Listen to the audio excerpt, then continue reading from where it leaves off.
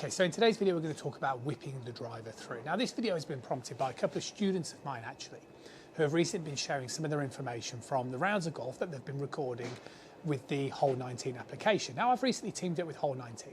Hole 19 is a free application you can download to your phone and you can use it as a GPS. Okay, so you can just turn it on and it will tell you exactly how far it is to the hazards, how far it is to the green, how far it is to laying up into a particular spot.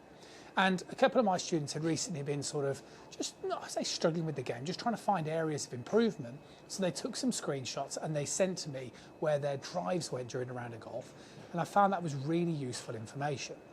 And the thing that I sort of noticed with these golfers is when I've seen them, when I've seen their swings, because a couple of these students are online, a couple of them are face to face, when I've seen their swings, they looked better than the distances they were potentially demonstrating on the golf course. Okay, so I know, for example, with some of the students, I've had them on the flight scope here in the range, they're probably sort of carrying it closer to 240, maybe 250.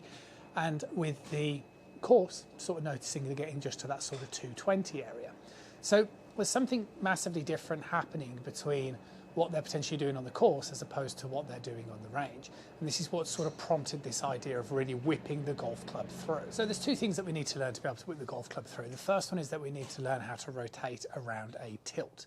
Rotating around a tilt is really going to help us sort of get these hands moving up through the ball, which is going to help us whip it through. And you can kind of imagine what tends to happen, and I think this is happening with students of mine when they're on the course, is they start sort of trying to guide the club. So instead of letting that club really whip through, start trying to guide it, and almost like you're sort of chasing it with your head. And that's just definitely what you don't want to be happening.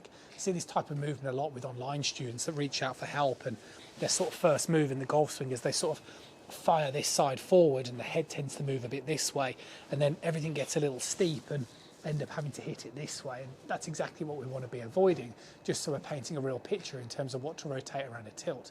So the first thing you want to do is just spend some time practicing. Obviously getting yourself set up, introduce just a subtle tilt, okay? Sometimes I meet people that try and, really exasperate the idea of a tilt, and then it makes the rotation in the backswing almost impossible. So it's just a small amount of tilting, and then just rotate around that spine, like so, and then rotate around the spine. Don't worry about your footwork, because we're not trying to do a full rotation. All I'm trying to do here is just rotate around a tilted spine. So see what I'm doing here? I'm just allowing my weight to move from my right and to my left, from my right and to my left, but all I'm avoiding is any change in the angle between the centre of my head and the centre of my pelvis, like so. So I'm rotating around that tilt, around that tilt, around that tilt, around that tilt. And like I say, having that tilted spine angle is going to help my hands work this way, upward. If my spine angle becomes too vertical, see, my hands aren't going to be able to move in the correct way to be able to get this sort of whipping motion with the driver. So you'd sort of practice that, and that would be the first part of it, just understanding subtle tilt, rotate around the tilt, rotate around the tilt. And then once you can kind of get a feeling for that, and that should feel a little different, then you need to concentrate on your upper arm. Because when it comes to whipping the club through, I talked about this recently with irons. And I think it's not so much that you're using your wrists to whip the club through. That's not something I'd really be advocating at all. It's the sort of straightening of the arm and the direction where your hands are moving that is really creating that sort of whipping power. So with an iron video recently, I just sort of talked about practicing just with your trail arm and just allowing the upper arm to move to the side of your body, just to create that sort of whooshing sound. And again, I'd probably just advocate doing that same sort of thing. Just sort of liberates, get that little tilt, rotate around that tilt. And then as soon as you start the downswing, what you need to do is let your upper arm move to the side of your body as you simultaneously allow your trail arm to straighten, like so. Now what this does, you see, is that although I am straightening my arm, okay, so I'm allowing my upper arm, so you can see, let's say this is 90 degrees, and as soon as I start the downswing, see the way this angle is increasing here. But what I'm also doing is I'm making sure that my upper arm moves towards the side of my body, like so. Now, what this is doing is this is going to help me swoosh the club through. If I hold on to this angle, like so, and I don't allow my upper arm, this is when you kind of end up getting steep and it causes all sorts of those issues. So this is the first thing you want to really be practicing.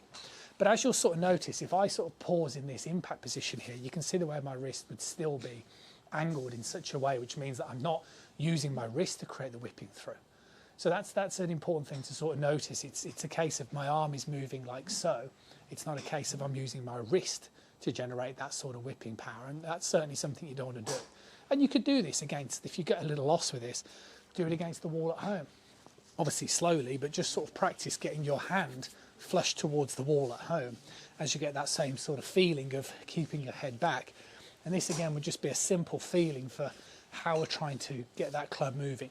So it's my hands that are moving down over the ball, so we're not moving this way, and that's happening because my upper arm is moving to the side of my body, like so. And I'm allowing that arm to straighten to create that whooshing sound. And if you can do both of those things, then you're going to have a very good chance. But the key thing is, it's remembering, it's not just having a tilt and sort of staying in the tilt like this. We have to learn to turn. So we're still trying to rotate around that tilt as I'm simultaneously allowing my arm to straighten. So it looks something like this. You'd have practiced a little bit of your rotation, and then as you get used to it, see the way I'm turning as I'm straightening. Like so. And then you can, although we're trying to whip the club through, then you can go down the range and just do it quite slowly to get started off with. Just backswing around the tilt as you allow that arm to straighten. And those are the fundamental things that you're going to need to be able to whip that club through with the driver. So practice those things. Like I say, a lot of percentage of golfers I know struggle very much with the hips at the start of the downswing, which upsets the whole angles, which will upset your release. So you need to understand a decent pivoting action first and foremost. And then you can start practicing that trail arm motion, and then you can kind of simultaneously balance those things together. See you soon.